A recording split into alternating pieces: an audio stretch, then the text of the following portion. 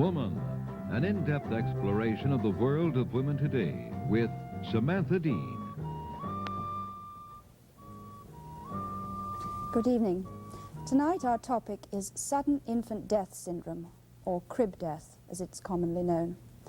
Our guests this evening include Miss Judy Choate, the Executive Director of the National Foundation for Sudden Infant Death Syndrome, Miss Lynn Runfola, President of the local chapter for Western New York, and Mr. Paul Dyson, who is also a member of the National Foundation for Sudden Infant Death Syndrome.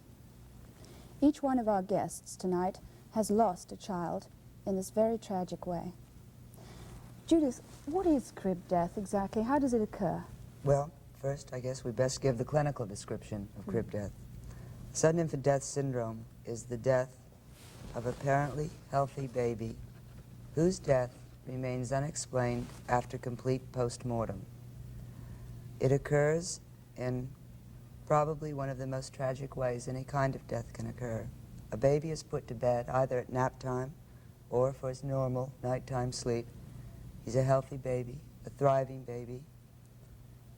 Sometime in the night or in the morning hours when his mother or father go into the nursery, the baby is dead. At what age does this usually occur? Well, it most frequently occurs between 2 and 4 months. The incidence has been likened to what we would call a bell-shaped curve. It goes up and it goes down. Its highest peak is between 2 and 4 months. It happens before that, happens after that. Mm-hmm. Does this have anything to do, perhaps, with the fact that the antibodies which are supplied by the mother previous to birth are sort of dwindling, and the antibodies which the baby is about to manufacture are not perhaps yet as effective as they might be, and it's sort of in a transitional stage? It's a theory. It's a theory that has pretty much been discounted. I guess my favorite description of what the death of a baby to the sudden infant death syndrome is like is by a very fine pathologist from the West Coast, and he says it's rather like an atomic explosion. A number of things have to be there at the same time to mesh and have this occur. It seems to happen more frequently when respiratory illnesses are around and about. Mm-hmm. Whether that is the trigger mechanism, we don't know. It's not predictable, it's not preventable, and we don't know why it happens. So does it occur more frequently in the winter months? Yes. Then? Yes. And always when the baby is asleep? Well, we do know of cases where the baby was not asleep, it was in the mother's arm, but let's say that perhaps 99% of the cases are sleeping babies. Mm-hmm. You know, very often people think only at night, but it can certainly happen during a nap time, morning time or afternoon nap, but most frequently in the evening. So there's absolutely no forewarning of this at all? Nothing whatsoever. The baby may have a minor cold or minor nasal congestion, but under normal circumstances, no. There's no, you can't look at a baby, a specific baby, and say this baby is going to be a victim of crib death. Mm-hmm. Usually when people keep saying, well, can't you tell, I very often show them a photograph of my son that was taken the night before he died in his playpen. And here is a blooming 5-month-old little boy with not a sign of illness, a smile on his face, and that was the same baby that was found dead in his crib 9 hours later. It's absolutely tragic. Do you find sometimes, though, that this occurs more than one time in a family? Is there any indication that it could be genetic? We don't think it's genetic. I can't assure anybody that it won't happen again, just as I can't assure you that when you get up from this couch you might not trip over that table. Mm-hmm. It does happen more than once, infrequently. Your chances of it happening the first time are 1 out of 350 babies. Mm-hmm. Your chance of having it second time is still 1 out of 350 babies. How about breastfeeding babies as opposed to babies who are on regular milk? Well, that's my favorite theory, because it's one that is still abundant all over the world. People say, you know, breastfeed your babies and they won't die, they won't get colds. Mm-hmm. Well, I can assure you that unless my son was given a supplementary bottle in the hospital when he was home, and for the 5 months he was with us, he did not have anything but breast milk. Mm-hmm. You know, there have been all kinds of theories in the past haven't there, that strangulation, suffocation, and even choking, perhaps on regurgitation, might be a factor involved. And very often you find a baby with its face down in the crib, even in cases covered with a blanket.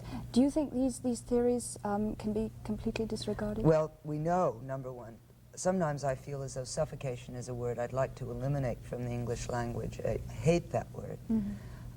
Babies don't suffocate. There was a research project done by a guy named Dr. Woolley, who I think is, must have been a remarkable man, because he, of course, couldn't find human subjects to find out whether babies suffocate, so he used his own children. And when they were newborns in the hospital, he covered them with blankets and pillows. He didn't hold them down, but covered them. The babies always found an air passage. I think he proved once and for all that babies do not suffocate, unless, of course, someone goes to great lengths to do so. So we know that that's not true. For a good many years, sudden infant death syndrome has been known as the disease of theories. Everybody, and I can assure you, I've been involved in this for a very long time, everybody has a theory, from orange juice to feathers in pillows in the baby's bed, getting in the baby's ear, causing their death. Whiplash was a theory.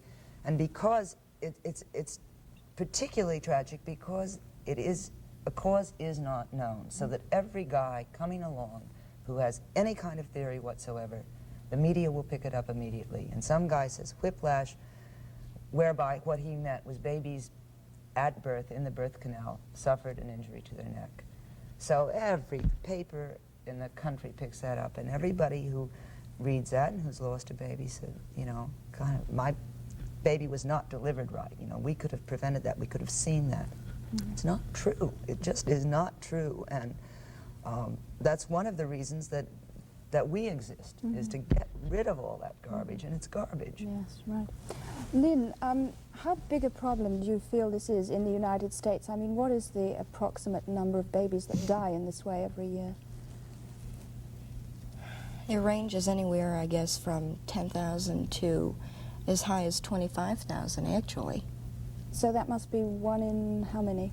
The odds are 3 out of 1,000. 3 out of 1,000. So Right, this those are the odds. must make it But almost... there's a lot that are undeclared. I mean, so it could be a lot of parents don't have any idea about SIDS in any way. There's no investigation done, or no true autopsy done. So if the doctor simply writes down suffocation, and they maybe wait 5, 6, 7, 8 years before doing any real investigating of their own, they may figure it out that it wasn't possible, and they may go along with the sudden infant death theory. How does this rate in comparison to other infant diseases? I mean, this between 10,000 and 25,000 deaths, that must be almost the number one killer, isn't it? It is. More babies die of sudden infant death syndrome than will die of leukemia, will die of heart defect, will die of muscular dystrophy, all those diseases that we know so much about, all those posters that you see. You don't see posters about sudden infant death syndrome, but there's a heck of a lot more babies dying of that. Well, why don't you? Mainly because the National Foundation doesn't have the money to buy them posters, if you want to know the truth. But beyond that, the disease itself was not identified as such until 1969. The foundation itself has been around since 1962. Only within the last couple of years has there been any kind of recognition. In the meantime, all these parents have been being told their babies died of any number of things. I mean, we now know that safely, I'm saying safely, 10,000 babies a year. It may be more. That's the figure we use. It's the figure the federal government uses. It is the number one cause of death. And when you think that it is second only to accidents in the deaths of all children between the age of 2 weeks and age 15, it's a lot of deaths. It's a lot of empty schoolrooms. Absolutely. When was the first case recorded? Biblical reference. Biblical. Really? Yes. I used to be able to quote it exactly. It's 1 Kings, I think. Now everybody's going to go look, and I'll be wrong, but referred to as overlaying, as it was referred to for many centuries. Even Bruce Beckwith, who was a fine pathologist in Seattle, he went back and looked into medieval writings and found reference to overlaying in medieval writings. So it's been around. Many, many years. Lynn, you were talking earlier on about the guilt feeling, which is almost universal amongst mothers, it seems, who have lost children this way, the sort of feeling of self-incrimination. I can certainly empathize and understand the shock and the terrible sense of grief, but why do you feel guilty? I mean, why do you feel any more guilty if you lose your child this way than, say, from meningitis or whooping cough or There's something no else? warning. It's the You suddenness. have absolutely no warning at all. It's just something that you find asking yourself, did I miss something? You know, I must have forgotten something. What is it that I didn't see? What is it that I did wrong, you know? Did he sleep too long? Didn't he eat enough? The questions are endless, just endless. If there's another child in the house, you find yourself asking, did my son or daughter do something to the baby? Did the dog bite the baby? Any excuse, really, you just have to have an answer. It's just not that easy to accept something that doctors don't know anything at all about. You know, I've read stories about parents who were treated like criminals after their child died, even locked up in jail in certain cases, and, you know, just suffering the most appalling humiliation. Is this still a reality? Is this still going on? Judy just took care of her family. We have, first I'd like to add to what Lynn said, that not only is the family faced with questions, but if nobody reaches out a hand, and if nobody gives you any solace at that moment, and they don't, believe me, they don't, death is a creepy subject for most people in itself, so everybody turns off there. And then the doctor says these things happen, doesn't go any further. If there's an autopsy, it might say aspiration pneumonia. Somebody else might tell you, no, that was suffocation. So that you, not only are you sitting there not knowing anything, but thousands of other people are telling you something different. So that that's why the guilt is there. Yes, families are treated as criminals. Just recently, in New York City, a young black family was jailed for 6 months. And 6 months later, the case was brought to trial, and the case was dismissed. In Charlotte, North Carolina, in July of this year, a young white family was jailed. Even in this instance, which even makes it more frightening, the baby was autopsied, and within 12 hours, a death certificate was released saying sudden infant death syndrome. And because of the bureaucracy, the family remained in jail. The father was not allowed to go to the baby's funeral, even though his family raised $200 as kind of bonding money to get him from the jail to the cemetery, back to the jail again. Child abuse was just automatically Assumed. Right. For many, many families. Lynn, what were your experiences like? How did the people around about you treat you? Your doctor, for instance, your relatives, public officials, and so on? Oh, wow. First thing, we couldn't get a doctor to come. Why was this? None of them wanted to get involved. Why not? Because Simply because of the stigma attached to it. When there's a baby found dead, if it's not your patient to begin with, you really don't want to stick your neck out, really. My pediatrician was almost 15 miles away in the next town and wouldn't come anyway. The closest hospital to me was about 11 miles across the county line. So by the time the rescue workers finally came, which was an hour and 30 minutes later, about the only thing they could tell me was after they gave him the oxygen, they said, "We think he's going to make it. He's really going to make it." And they put him in the ambulance, and just as they were going out the drive, the dentist next door came over and asked if he could help. He was the only one that offered to help. And he's a dentist. So we had to cross the county line. And when you cross the county line, you get involved in another county police department. Our town police department was bad enough. The questions, the endless questions, just... what sort of questions?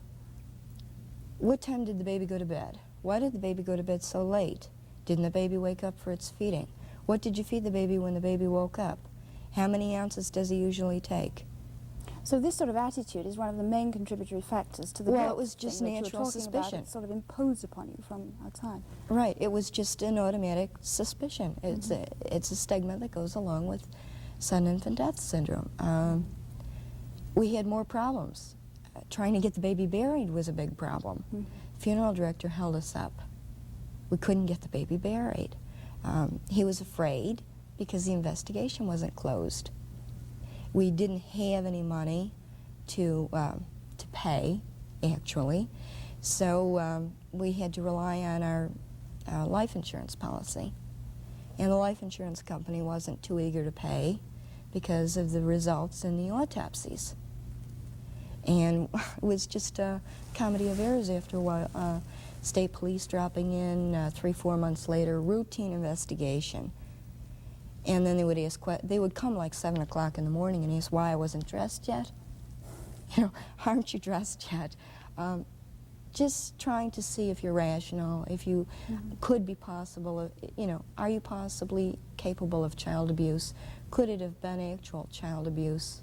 You know, Paul, this is a good deal more of a recent experience for you than it is either for Judith or for Lynn, so it's much harder for you to talk about it. But I'd like to ask you, when did your doctor see the baby before it died? Approximately 1 week before. 1 week. And how did he find the baby? The baby was in perfect health. So what was his reaction to the death a week later? The pediatrician that my wife was going to said he had never heard of this sudden infant death syndrome. So he wasn't really very helpful then He did not examine the baby. Our family doctor examined the baby, and he found the baby in perfect health. I must say, though, I had a little easier time. The Buffalo Rescue Squad, I called when my wife had woke me up. I was sleeping at the time. She woke me up and she said, do something. I called the rescue squad, and they were there in 4 minutes. And Buffalo police were there right afterwards. And the fellow from the rescue squad stayed right with the baby until we went to the hospital, where he was pronounced dead at the hospital. And also we've received help from the doctor at Meyer Memorial Hospital, chief of pediatrics at Meyer Memorial. How soon after the death of your baby did the organization, the National Foundation for the Sudden Infant Death Syndrome, get in touch with you? I was contacted 1 week after, and I have to say that this was had to be the best thing that ever happened to me, because all the questions were coming up and we had no answers. We received a booklet in the mail, and all the questions we had were answered. Just answered everything we wanted to know. Well, that's great. How do you get your leads? What is the procedure in contacting people?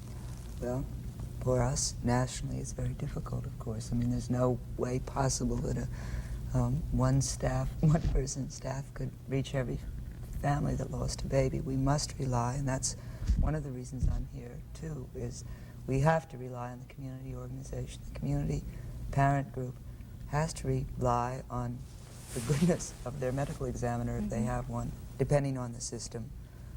Some of our chapters have areas where the medical examiner sends the name of the family to them, and they do the contacting. Other areas, the medical examiner himself will write a letter to the family enclosing our blue pamphlet, which is called Facts About Sudden Infant Death Syndrome, and gives them the name of the local parent group. In other areas, it's helter-skelter, reading obituaries, people hearing about you, getting your name in the paper so that if a family loses a baby, they'll know who to contact. For a good many years, we were somewhat concerned about what is termed invasion of privacy, of going to knock on somebody's door when their baby had just died. But I know that over the years, and it's been 8 years that I've been working for the foundation, most families say that that was the thing that kept them together, the fact that somebody called them, somebody said, here's your questions, can be answered. It's their tie line to sanity at a very, very difficult moment. Do you get any adverse reactions, though? I mean, do people sort of feel that, well, this is like reopening the wounds, you know, that they just want to be alone with their grief? Right, but interestingly enough, most of those people who feel that way take our information first and then feel that way. We're not a joining kind of group. We don't go out and drum up membership and say, if you've lost a baby, you have to work with us. But I can also, on the other hand, say that if it was not for people like Paul and Lynn, there wouldn't be any National Foundation. It is a volunteer effort that is brought about by the concern of parents, people who are treated like Lynn, who see that some years later Paul gets better treatment, and we hope that 5 years from now, and that's a goal we've set for ourselves, that there will not be one family in this country who will lose a baby with sudden infant death syndrome and feel any more guilty about it than any family who loses a child from meningitis or leukemia or any other recognized disease. It's getting better, but it's not good enough. Well, how effective do you feel you're being right now? I think pretty effective. I mean, I think the whole idea is phenomenal, that we've had Senate hearings, we've got money appropriated if the HEW bill is ever passed by the President, it's there. We've got the National Institute of Child Health and Human Development to actively solicit research from the scientific community, which was one of our goals. We are getting more and more cooperation from medical examiners across the country. More and more people care. Our growth as far as chapters and or as you might call them, community organizations. 2 years ago this year, we had, this month, we had 8 chapters. We now have 25. That's phenomenal growth. Tremendous, yes. Yeah, I think we're doing okay, and we're doing okay on gut strength of families who say no more. It's not going to happen. I'm not going to, you know, and sometimes I will really freely admit that there are many nights when I say, you're nuts. What are you doing this for? It's depressing. It is. You know. It's frustrating. And then I'll get a letter from a family that breaks my heart. And I say, I'm not wrong. I'm not crazy. It is a problem of major significance. What research is actually being done into the disease? There are, this year, I think about 10 really good research projects. A couple of years ago, there were 1 or 2. There's work being done in Syracuse. There's work being done in Seattle, Philadelphia, Los Angeles, New York, a couple of southern cities, Great Britain. It's very fine work.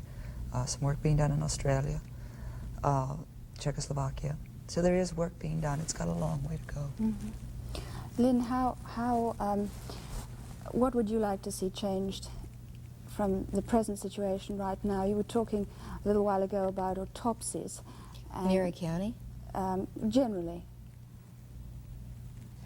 I'd like to see a cure. That's what Generally. Yes. Yes. In our area, we need a lot of major changes, a lot of overhauling and a lot of weeding into bureaucracy, into the health offices that we're dealing with. We can't seem to make physicians and experts accept the fact that this disease is happening. And it's happening in this area in vast numbers. It's also very important. Autopsies absolutely must be performed on the babies, nationwide. This community, every community. The autopsy results must be given to the family within 24 hours after the autopsy is performed. What is the procedure now regarding autopsy? Anywhere or here? Well, let's talk about here. Here? And then generally. It depends. I'm quoting Lynn when I called and I said, you know, we talked a long bit about what went on here, and every answer was it depends. Depends on who you are, where your baby dies, where it goes, whether it gets to the right place or the wrong place. It's not satisfactory. Paul still does not have a death certificate. And your baby died when? June 20th. June. Well, why is this? Bureaucracy. We have a family who lost a baby at the beginning of March, and it may have no death certificate either.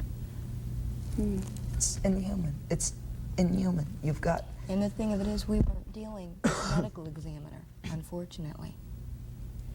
See, we have the right of way with a medical examiner. Our medical examiner is very good, very interested, even willing to do some research. if the possibility would arise. But her hands are tied. She can only do so much. That's why statistic-wise, in Erie County, we only had 3 medical examiner SIDS cases for the year ending 71. Rochester had 22, and we had 3. And Buffalo is larger than Rochester.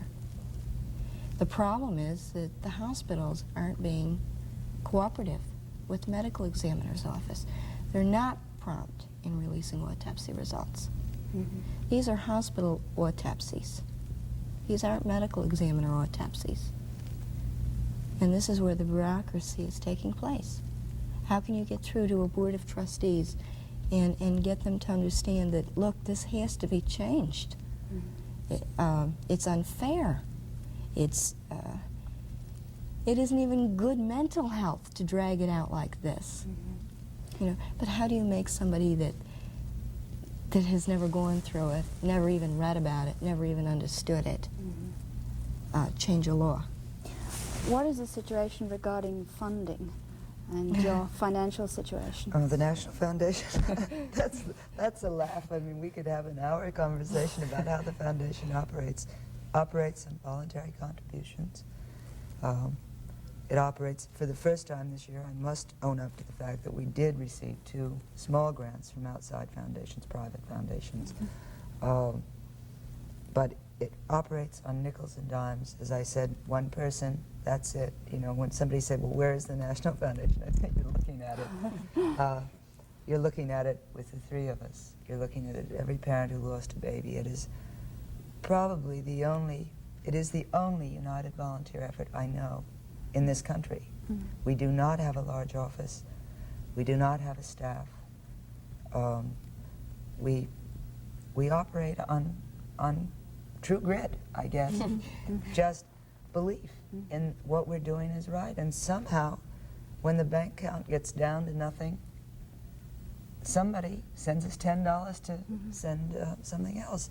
And it's phenomenal when you think that, for instance, my postage just for the national office in New York, not counting what all these people in chapters are putting out of their own pockets, last month was $350.